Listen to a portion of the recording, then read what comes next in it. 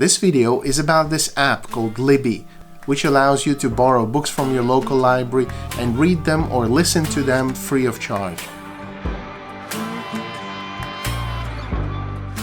And before we begin, could I please ask you to subscribe and hit the like button so the channel grows a little bit faster. Thank you.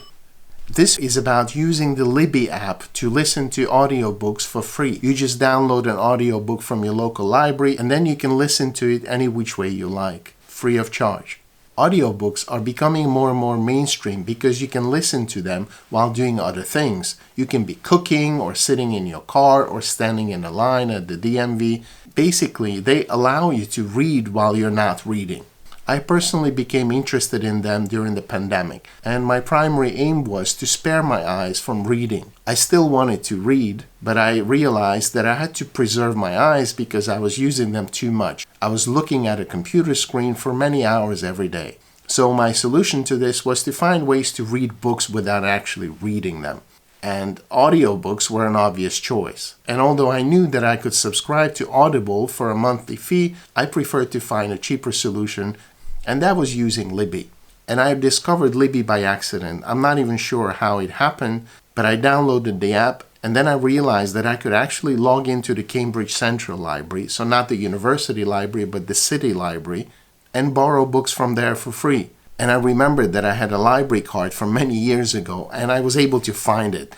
And just using my library information, I was able to immediately log into the library and then have access to their books.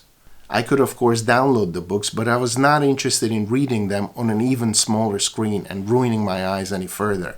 What I was really interested in is being able to listen to audiobooks for free. And so that's what I did. I downloaded my first book, I think it was Speak Okinawa, and I listened to it using the app. I asked my dad why all the great stories were sad ones.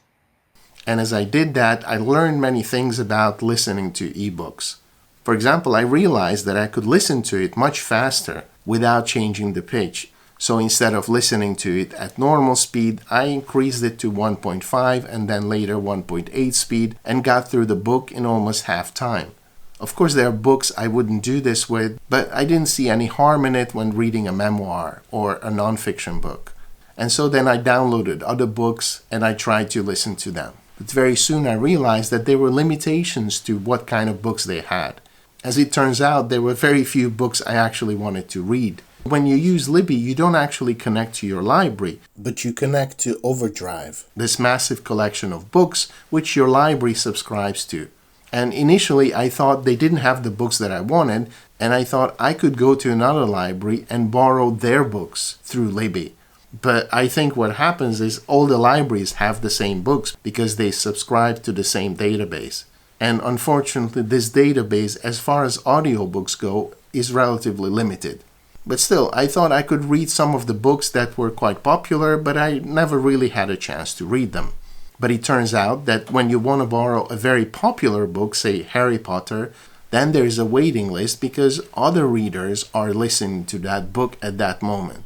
And so you have to place a hold request and then wait in line for your turn. And the app may tell you that there are 14 people waiting, and then you need to wait for, say, 6 weeks or 2 months until you get a chance to listen to that book. So all considered, I think it's a wonderful app, and especially the technical aspects of it are amazing. It's very, very easy to use. You do not really need to learn to use it. You just press the button and listen. But whatever book you want to read, it's very likely that it's not going to be in the database, which is a shame because otherwise it would be very, very good. So because of that, I think a paid subscription like Audible is actually a better choice. Alright, so these are my thoughts on Libby. Let me know what you think. Thank you for watching and see you next time.